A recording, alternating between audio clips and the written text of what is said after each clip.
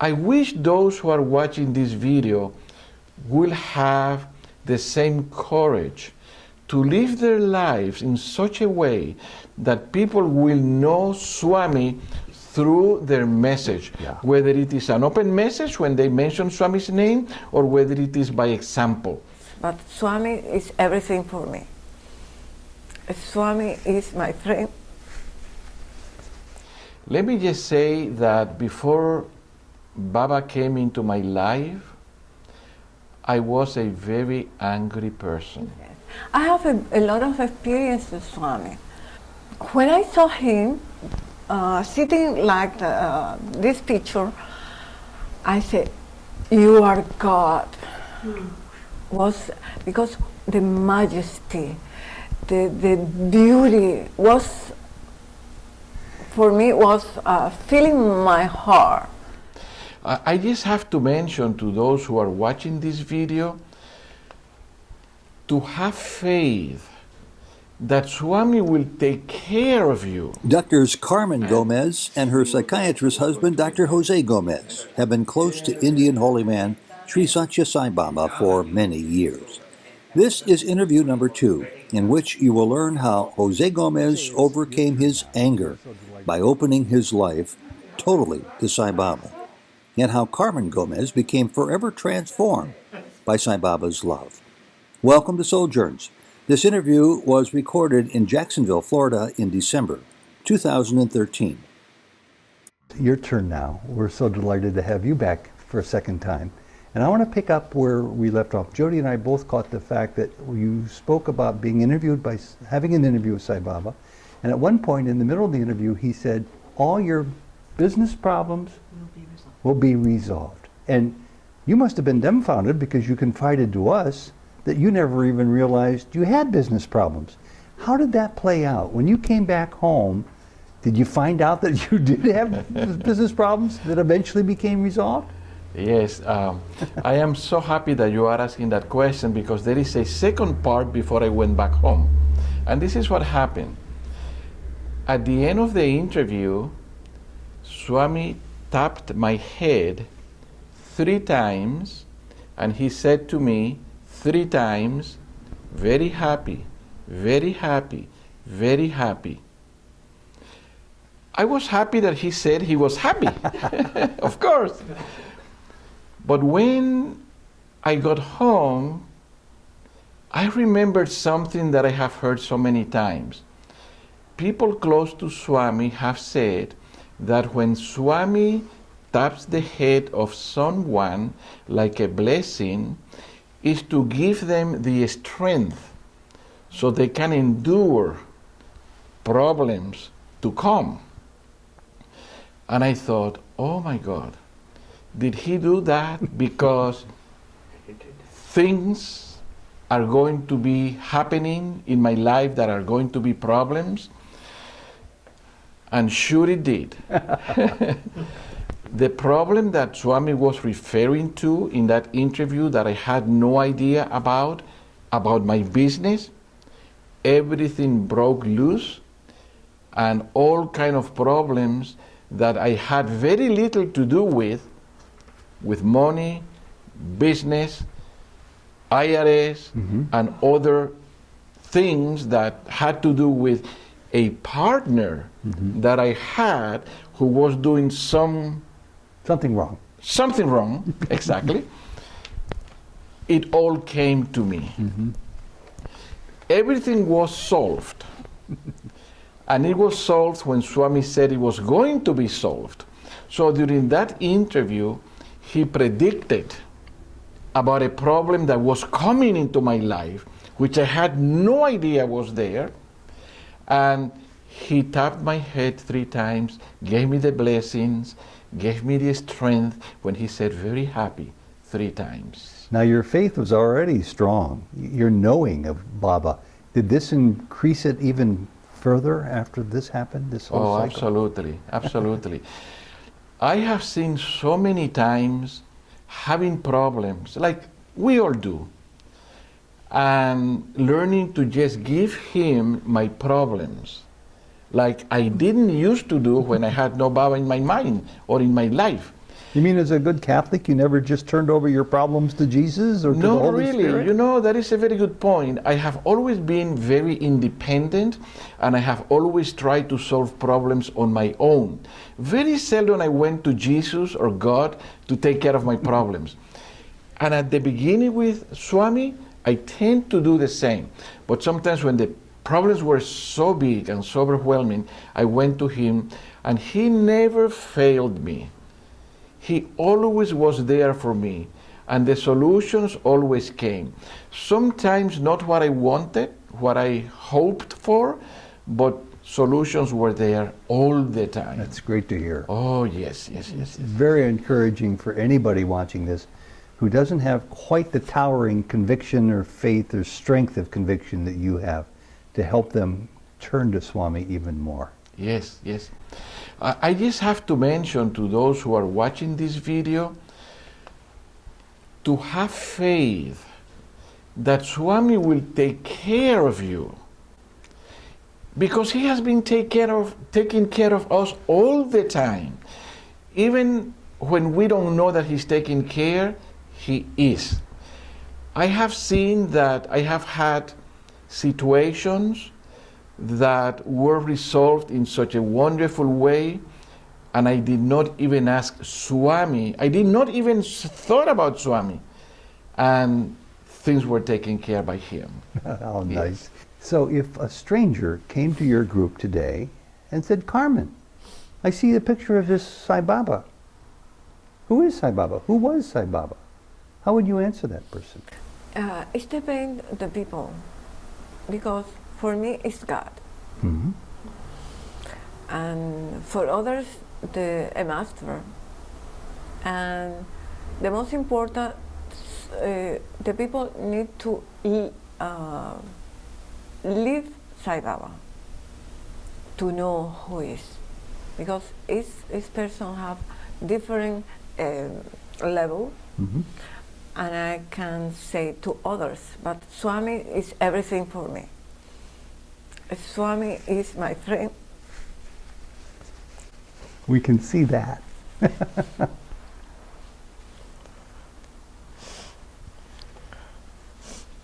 I talk to him every day, every week. Uh-huh. I wrote a letter for him, telling everything.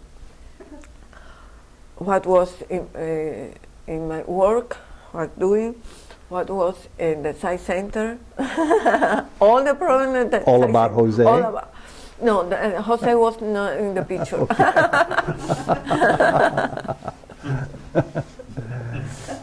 So you were very, very complete in expressing everything on your heart and on your mind Yes, with yes, Sai Baba yes. every week. After being a very spiritual person, I came to America, and I was a very successful physician. I was given a lot of prestige. I was making a lot of money. I was placed in a pedestal, and I became very materialistic. So the world became your God. Yes. The world became your religion. Dr. Jose Gomez, the leading psychiatrist in this region. And that would Yes. go to anybody's head, I think. Yes, it did. And then I forgot God for many years. Really? Yes. Sounds hard to believe. Yes, but I was so unhappy inside of me. Life was so meaningless with all of the accomplishments, material accomplishments. So at one point I was just praying to Swami when I read his book or about him, I was just praying that I would find meaning in my life again. And this is when my life started to change completely. And here you are in Jacksonville, you and Carmen, so wonderfully entrenched in this beautiful Sai Center in the middle of Jacksonville, where people come with beautiful hearts to sing bhajans, to do service projects, to have study circles, and you even provide the space here for this Sai Center to exist adjacent to your own office, which is a testimony to your faith in what Baba wants us all to be attuned to, and that's seva. Yes. It is actually a great privilege, because to be part of Swami's mission, to be given the opportunity of doing something to further his mission, I think is a great privilege. I don't think that I deserve that, but to be given that chance to do something like that in his mission, I think that I am one of the most lucky persons in the world. We're happy for you. We're happy for both of you. In talking to you, I heard about a miraculous cure of a cancer patient, not here in America or in the Dominican Republic, but in Puttaparthi. What was that about? Oh, that was something that impacted me very, very strong. It was during my first time that I went to Puttaparthi.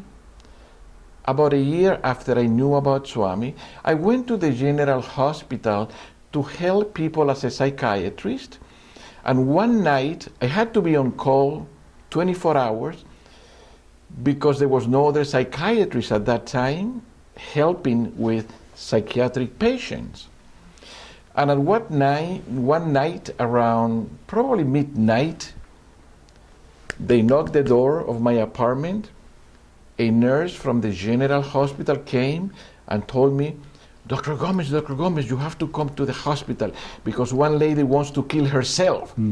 Suicide is a psychiatric emergency, so I had to go. And they had to come and get me.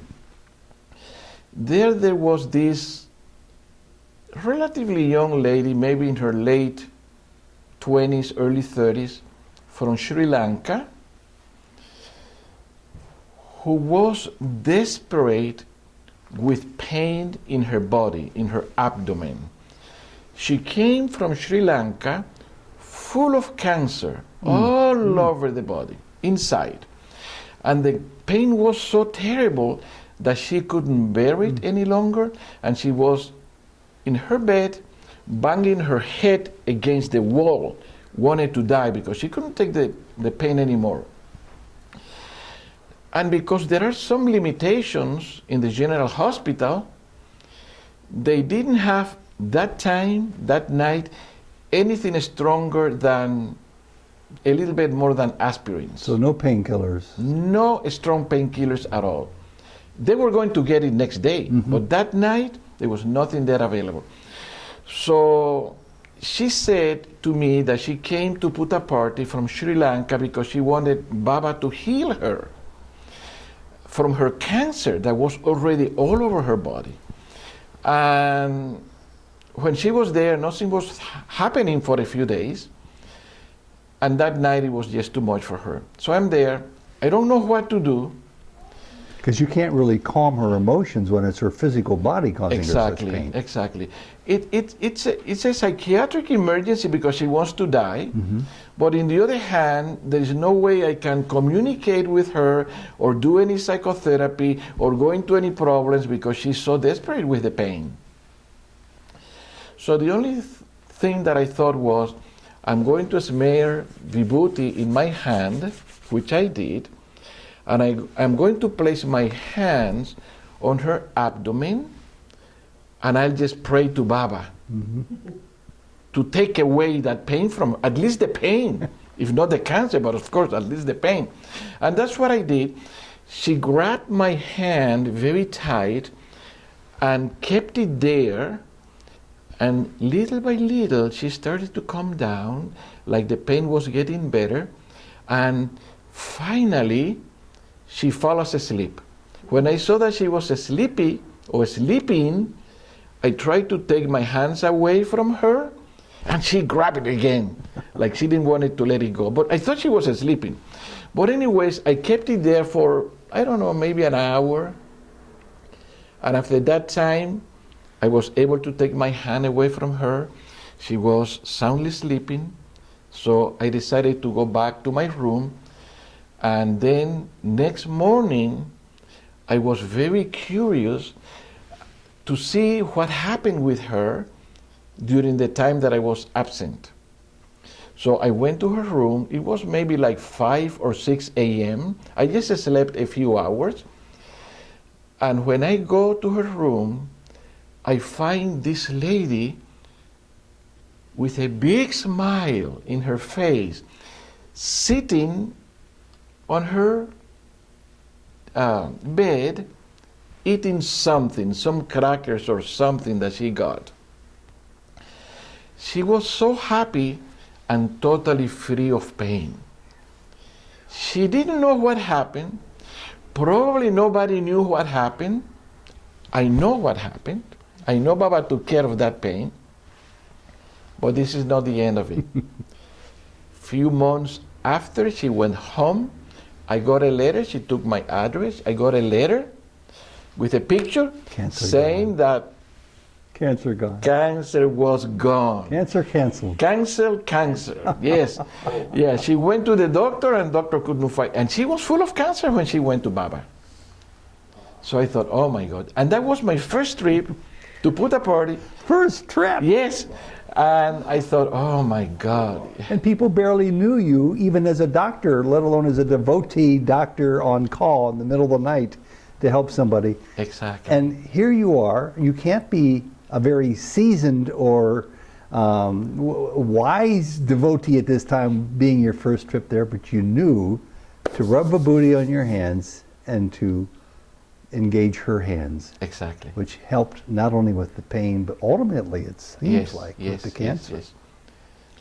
Wow, what a story. And that, you know, that tells us that Swami can use anybody, Yeah. anytime. You don't have to be a medical Anywhere. doctor. You don't have to be a psychiatrist. You don't have to be Exactly. anybody. You don't have to be a saint. Yes, no. I think absolutely. you're a saint, but the others. No, I'm not.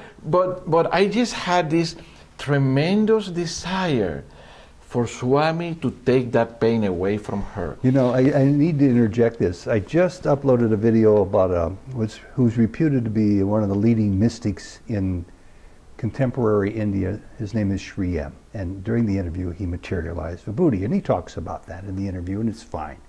And I've already gotten some feedback from some Baba devotees who loved the interview, loved what he was all about, loved his materializing vibhuti, but he said there's one difference. This one gentleman from Australia just wrote, Baba's vibhuti is curative vibhuti. It's healing vibhuti. Yes. And you just gave us a striking example Yes. of how that is so. Absolutely. Let me just say that before Baba came into my life, I was a very angry person. I had a very bad temper. You mentioned that before, and it's hard for me to believe. Carmen, Yes. was he an angry person when you met him? No, at that time he was good. Thank you, Swami.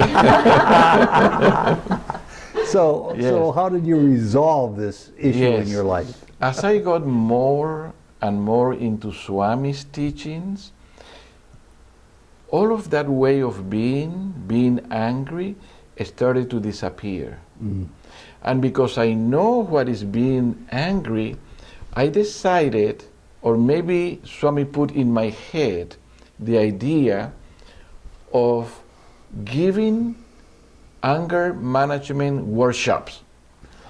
That's one way to deal with it. Yes, because I was so much in that place in the past that I thought I am an expert. I can talk to anyone about anger because I have been there in every facet of that. Plus, you're a psychiatrist. Yes, including physical violence. I can't believe that. Believe me, including that. I mean, every aspect of being angry and violent, I had been there in the past. Wow. So I thought I can help other people to overcome anger. So I decided to structure seminars, workshops, and I have done many of them all over the United States, outside, in Puta Party, in Bangalore, in Swami's hospitals. I have talked about managing anger. But there is something interesting, and this is the experience that I was going to relate. This was just the introduction. One time I found that one of my trusted staff employee was stealing a lot of money from my medical practice. I mean a lot. Over about 10 to 12 years. I have no idea how much it was in total, but I know it was a lot according to my accountant. So, of course, I fired her, but I was for some time very angry at her. Angry. Even though I had overcome a lot of anger, but I was angry at her because she did that to me. I was angry at myself because how can I trust someone that much that I never saw that? And one night, after being in that condition for some time, I would say at least a few weeks, I go to the Sai Center. And while I'm trying to focus in what is going on at the Sai Center, study circle first, and then devotional singing, which I couldn't focus because I was angry just thinking about what has been done to me, I hear Swami's voice very, very clear inside my head, telling me,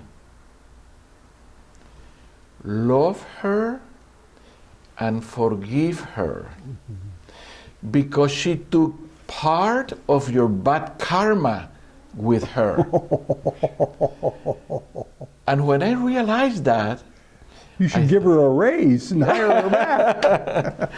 yes, I thought, oh my God. And immediately my anger was gone. So that was karma you had to burn one way or another. Yes. And to have something removed from you that you later became aware of that caused this anger Exactly. resulted in that karma going, Exactly. and you're understanding it eventually because Baba coming into your life. Yes, yes, absolutely. And you know, my message for those who are watching this video is that we have to understand that many times people are not being mean to us, are not doing bad things to us necessarily because they're bad to us. But it might be because there might be some bad karma that we all have to go through, that we have to burn, that we have to clean. And those people are the instrument by what they do to help us to eliminate that bad karma.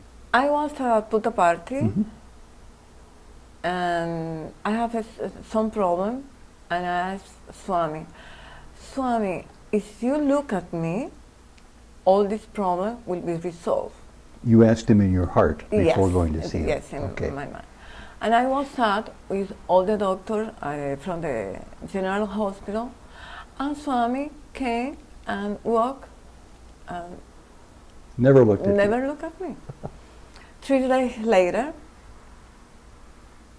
he stood in front of me and looked at me very profound. He stopped and looked right at you. Yes, and was so beautiful because was like we are only the two of us. The current whole never exists. Was like to be in the universe with all the stars. For me was a joy, like to be with a lover. So you were very happy. Yes. You and Baba were alone. Alone. In the whole world, you, the two of you only. Yes. And I heard a voice that said, a lady shouting, Swami, if you look at me, all the problem will resolve. And again, repeat. And I saw, where is this crazy lady that is in respect to Swami, telling that? And You heard it twice, that yes, shout. and nobody is here in the door, and I realized it's my voice, and I look at Swami, and he was smiling, and after that he moved the hair, and he walked. And so you knew then Yes. that he must have heard your voice and took care of your problems. And so the big question I want to ask is, after that day, after you left, when you came back to the Dominican Republic, Exactly. what were the problems? The problem gone. I had been most of my life a doubting Thomas as well, although Baba never told me that. but I always try to be very practical and tend to be a little bit skeptical about all of these miracles. Well, you're a man of science, first of all. Yes, yes. Not too much room in there for miracles. Yes, exactly. And trained that way, I tend to try to be very, very practical and try to find always some kind of reasonable explanation to things other than a miracle. And this is what happened. At one point, I was in New York area giving a talk in one of the regional retreats there. And there were also other guest speakers. Probably some of the devotees watching this video know them, Bob and Barbara Bozani. We know them. Yes. And they were probably the two main speakers there. When Bob is talking, I remembered something that another patient that I have seen in Puttaparthi in another time told me. She said, at that time in Puttaparthi, before this retreat, I wanted to get a divorce because my husband was very abusive to me, but Indian people don't get divorced. So I prayed to Baba to give me a sign if I should get a divorce or not. And a fallen garland in my puja room was the sign that Baba gave me to go ahead and get the divorce. I did, and then I remarried again to someone else, and we're happily married ever after. So I was remembering that, and I myself had a big decision to make. And I was thinking, okay, Baba, there are 5 big Sarva Dharma symbols in the stage. Different colors, pink, blue, purple, yellow maybe, I'm not even sure. Different colors, and I am saying to Swami, while Bob Bozani is talking, I am saying to Swami in my mind, okay, Swami, if you want me, if it is okay with you and you want me to do this, if this is the right decision, I want one of those Sarvadharma symbols to come down. And I think I missed why you were challenging Baba. What was the reason why you wanted him to?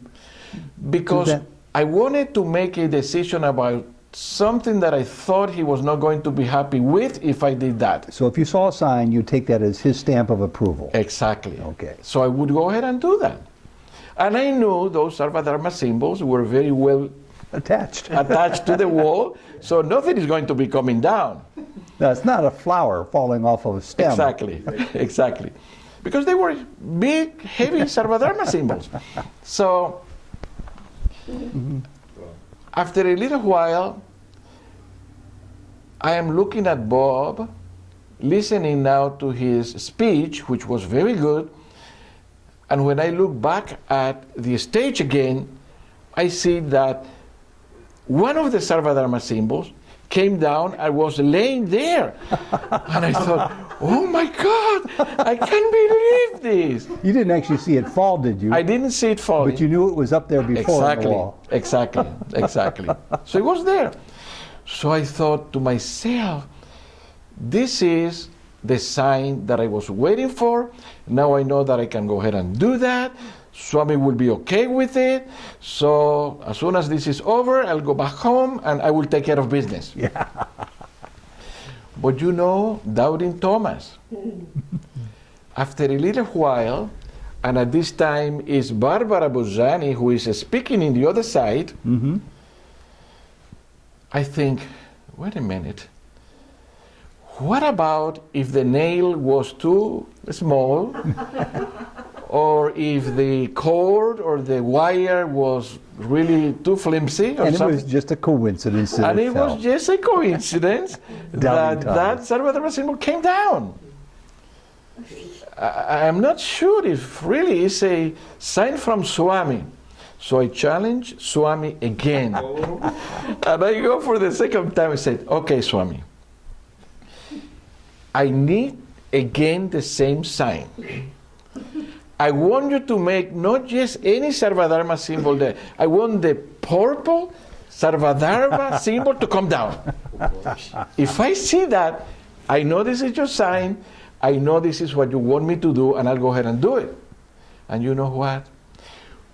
While Barbara is talking, I see the purple Sarvadharma symbol coming down. And I was so impressed that I go, oh my God!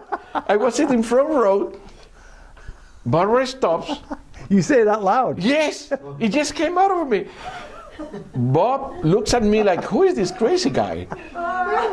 You know? I just couldn't contain myself when I saw the purple Sarvadharma symbol coming down. And I felt very embarrassed. And I kept quiet. And I thought, oh my God, how silly I was that I had to challenge Baba twice to produce the same miracle for me to believe.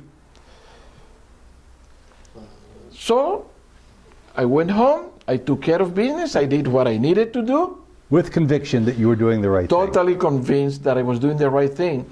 But you know, I hope most people who are watching this video Ted, are not like me, that they will take Swami's signs with more faith and with less doubt. Yeah. Because, that was a big challenge in front of several hundred people to make two signs come down within maybe half an hour. It's a big thing. But you know what was interesting? Years later, I am in Puttaparthi, I am giving a talk, and in that group there, it was a small group from the New York region, I am telling them about this miracle.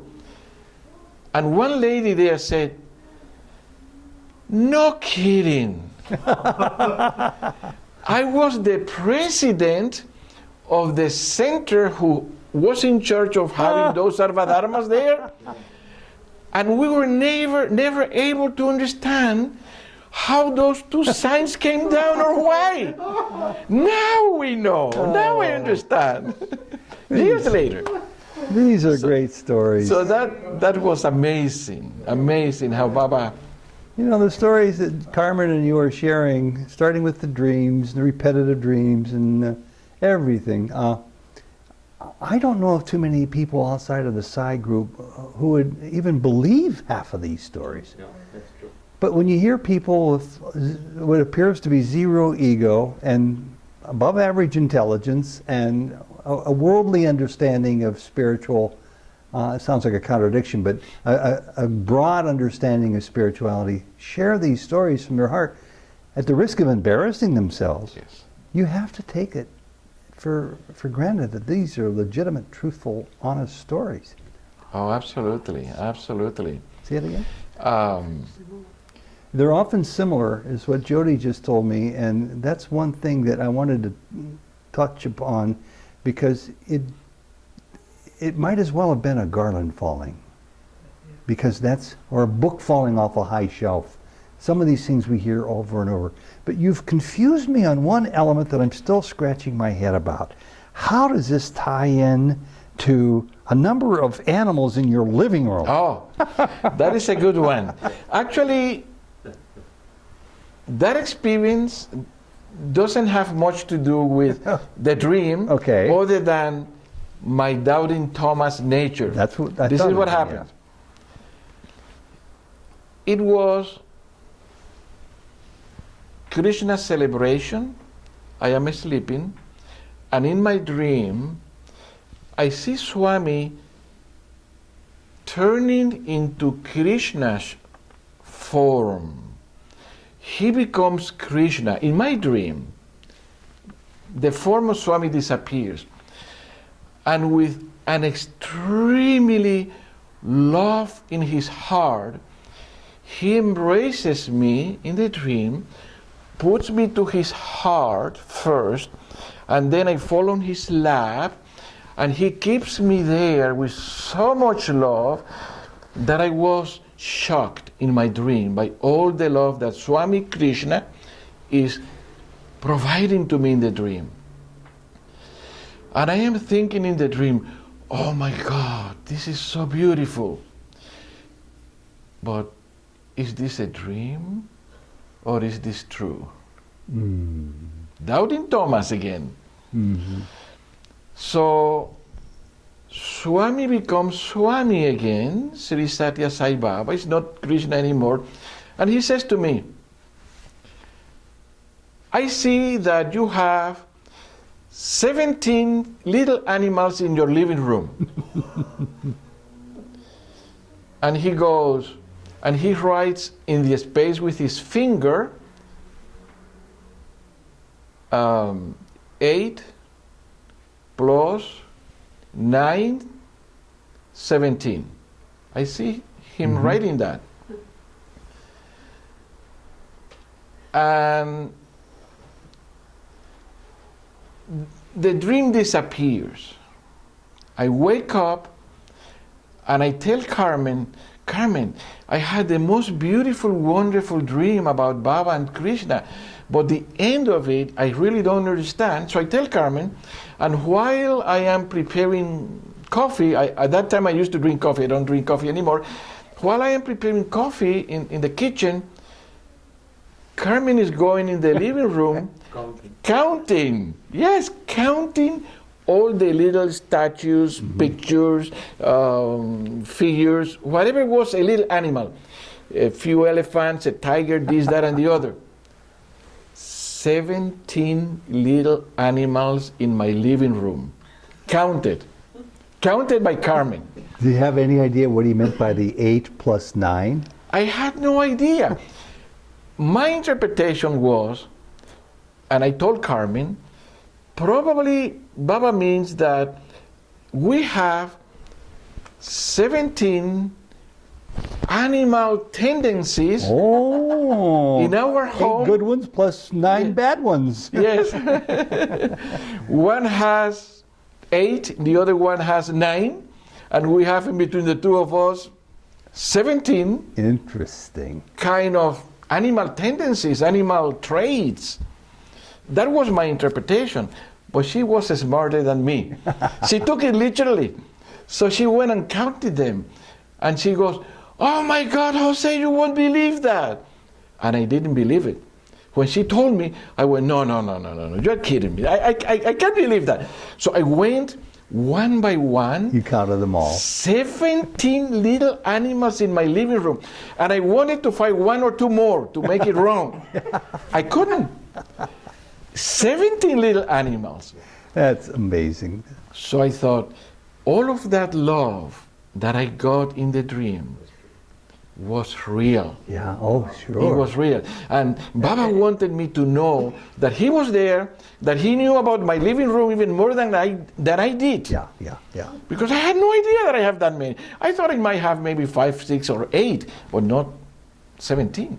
You know, this leads me to maybe what might be the final question, and that is, I want to ask, you mentioned one word now maybe 10 times, and it's a very important word, and especially as a psychiatrist. Go ahead. Yes, thank you. Jody just gave me a good tip on having this not be the exact last question. Okay. The word was interpretation. You're a psychiatrist, for crying out loud. Right. That's a word that's very, very important to you in your line of work.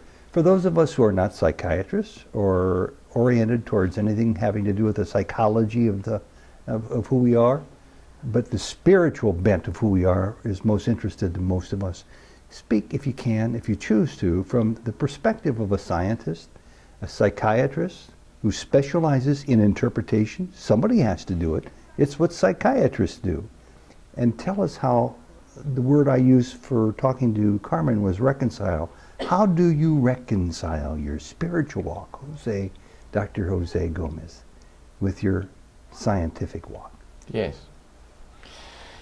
The answer was given by Swami himself at one time. He said, people need psychology because they don't have a spirituality. And I heard him, he didn't say that to me. He said that, I think it might have been in one of his discourses when I was there in Puttaparthi. And I pondered on that, and I thought, that is so true. Because the lack of spirituality, this is why people have so many mental and emotional problems. What I try to do, if my patients will allow me, is to try to provide them with Baba's teachings. Initially, I don't tell anything about Baba, but I tell them about the teachings. If they like it, and they accept it, and they are curious, and sometimes they will ask, where do you learn those things from? I will go a little bit more deep, and I will tell them about Baba. And sometimes they will just not be open or receptive to anything than pills. And I am not a pill doctor. If I can do anything other than pills, I will do it. Pills will be my last, very, very, very last resort. So I try to use whatever the patient will allow me to use. And if they are open to know about Swami, I talk to them about Swami. If they are only open about teachings from Swami, then I will just tell them the teachings without telling them about Swami. If they don't want anything else, then I'll just maybe write a prescription. Interesting. But you know, there's one exception to that. That's possibly how you handle patients one-to-one, where you may not ever reveal his name.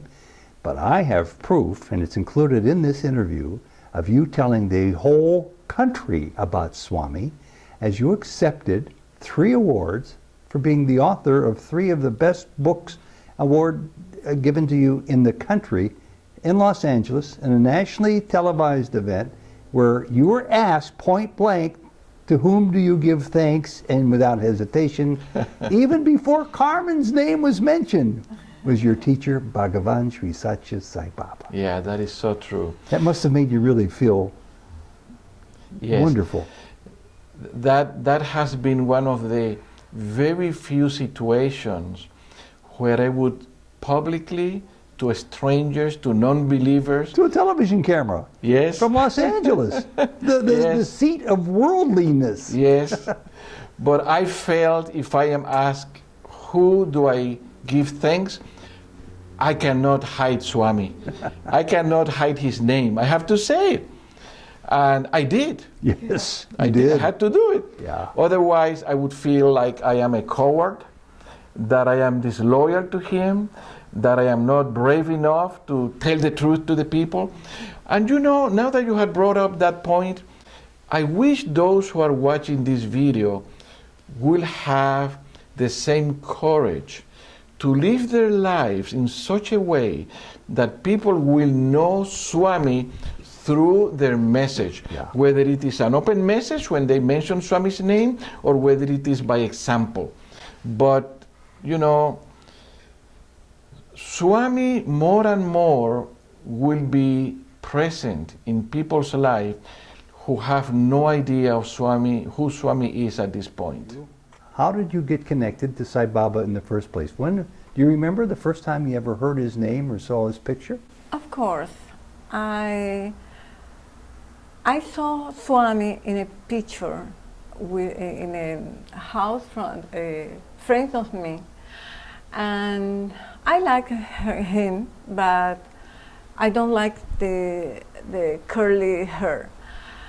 And after 2 years, I saw him in a dream. He appeared in my dream. When he was 14 years old. Oh, when Sai Baba was 14 years old, you saw him as a boy. Yeah, a boy, when he started and say he is Sai Baba. So at the time he was announcing to the world who he was, Yes.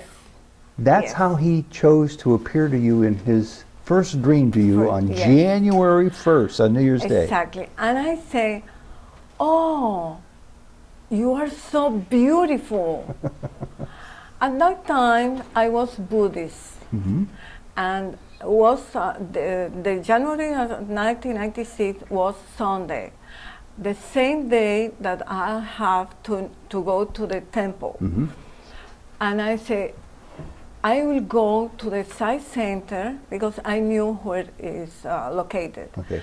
And I say, I follow the master, something he wants to say to me. And I went to the Sai Center and sat in the back. Did you know anybody there at all? No. Okay. And I sat in the back,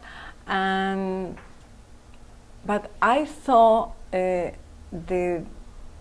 everything will be in Sanskrit. Was in Spanish, Yeah. all the bhajans, and I didn't like it. The next Sunday, I have another dream, Really? and I went again. But when finished, the president at that time say, the people who wants to go to India, come to a meeting. Uh-huh. And I went to the meeting, only for curiosity. We were 42 people in the meeting. The price was not too much for me because I have something in the bank, but not all enough to go halfway around the world. Exactly. And I left. The third Sunday, again, Another dream. another dream, but in this time was the people, was a photo. The people who went to India, we were three only in the photo. The dream. This is the dream. So, This so was the Baba dream. kept rapping at the door 3 weeks in a row with dreams, and in that third dream was a photograph of the three of you from that center who ended up going to India? To India, exactly. And how did, what did that make you feel like? Because you already said that you knew you couldn't go because you couldn't afford to go. How did you respond to that dream? Again, going to the sex center. And at that time, they made another arrangement with the airplane, the airline, and there is less. The price less is expensive. Yeah. Okay. And how many people ended up going? How many people from that Sai Center? Just were there 42 people on that plane, no, or just only three went. So you we saw went- the three people before the Yes, trip? another four. Okay. But probably was the people who took the photo. So he gave you a vision of the future. Exactly. 1 month later, I went to India. 1 month later. Yes. Bangalore. This is just a month and 3 weeks after Baba came to you in his first dream. So you went to Bangalore. I went to Bangalore, and was for me was like when I saw him sitting like this picture, I said, "You are God." Was because the majesty, the beauty was for me was filling my heart. Last week, Jose was telling us about one day when Baba called him in for an interview, but before that, as he entered the mandir, he stood in front of you and looked directly at you for the longest period of time. And then he went over and asked Jose to come in, as if he knew the two of you were connected and who you were. Exactly, yes. I have a lot of experiences, Swami.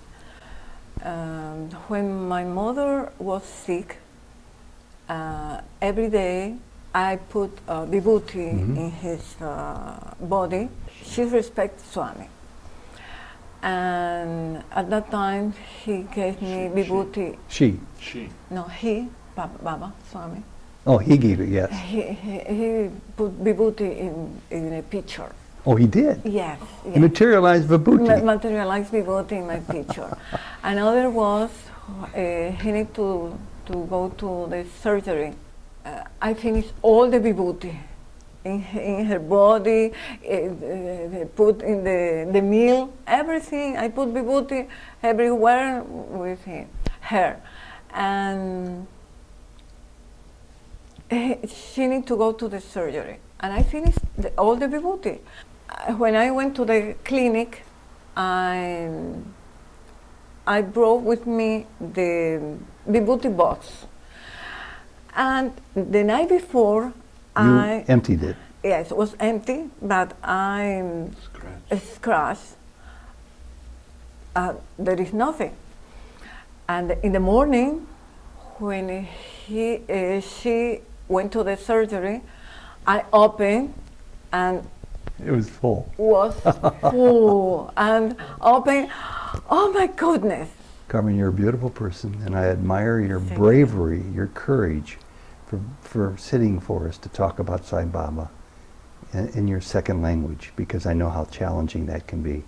Thank you very, very much, Thank you. Sai Ram. One time, I don't know if I ever told And Carmen, you did so well. And I remember your story about the wedding gown. And when you opened the box, you dreamed. Baba, in a dream, gave her a big box Yes. with a wedding gown when she was not married, Yes. and before even she knew was going to get married, Yes. and she knew that she was going to get married. Yes. And she was not that young at that But time not to either. whom? Not to whom? You didn't know who. No. We have to trade stories. Jody, you have a similar mind. And I was 50. Yes. And then not only she got that dream, when we had the interview together, she asked Baba, is this the man that you told me you were going to give me? Did you give him to me? Yeah. Baba? He said yes. Yeah. Wow. Yeah.